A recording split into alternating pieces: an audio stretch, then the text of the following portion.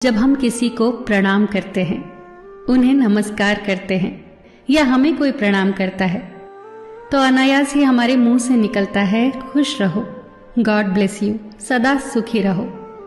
ये जो प्रणाम के उत्तर में हमारे मुंह से निकलते हैं ना, ये कोई साधारण शब्द नहीं है। ये दुनिया के सबसे कीमती शब्द हैं। आजकल हम इन बातों को महत्व देना बंद करते जा रहे हैं, पर यकीन मानिए, जो प्रणाम के जवाब के रूप में आशीर्वाद हमें मिलता है या हम किसी को देते हैं, वो 100% चमत्कारिक शब्द होते हैं, बेशकीमती शब्द होते हैं। एक बहुत प्यारी कथा कहने जा रही हूं। महाभारत का युद्ध चल रहा था। एक दिन दुर्योधन के व्यंग से आहत होकर भीष्म पितामह यह घोषणा कर देते हैं कि मैं कल पांडवों का वध कर दूंगा। इस घोषणा का पता जैसे ही पांडवों को चलता है तो उनके शिविर में बेचैनी बढ़ जाती है। सभी को भीष्म पितामह की क्षमताओं के बारे में पता था, इसीलिए सभी अनिष्ट की आशंका से परेशान हो जाते हैं। तभी श्री कृष्ण द्रौपदी से कहते हैं, तुम अभी मेरे साथ चलो। श्री कृष्ण द्रौपदी को लेकर सीधे पितामह भीष्म के शिविर में पहुंच जाते हैं। श्री कृष्ण स्वयं तो शिविर के बाहर खड़े हो जाते हैं, पर वो द्रौपदी से कहते हैं कि अंदर जाकर पितामह भीष्म को प्रणाम करो।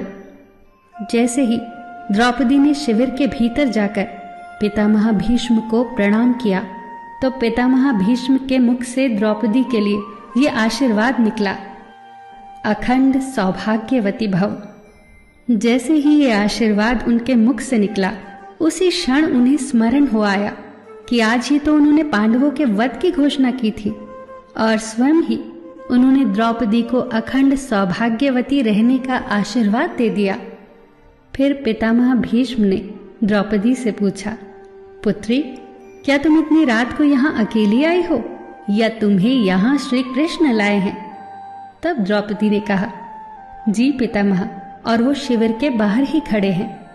शिविर से बाहर निकलकर दोनों ने एक दूसरे को प्रणाम किया और पितामह भीष्म ने कहा, मेरे एक वचन को मेरे ही दूसरे वचन से काटने का काम केवल कृष्ण ही कर सकते हैं। शिविर से वापस लौटते समय श्री कृष्ण ने द्रौपदी से कहा, तुम्हारे एक बार जाकर पितामह को प्रणाम करने से तुम्हारे पतियों को जीवन दान मिल गया है।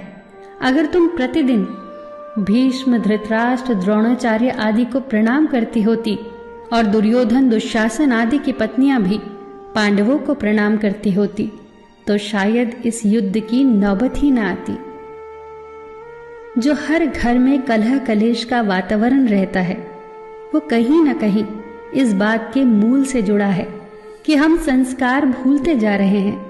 हम जाने अनजाने अपने बड़ों की उपेक्षा करने लगे हैं।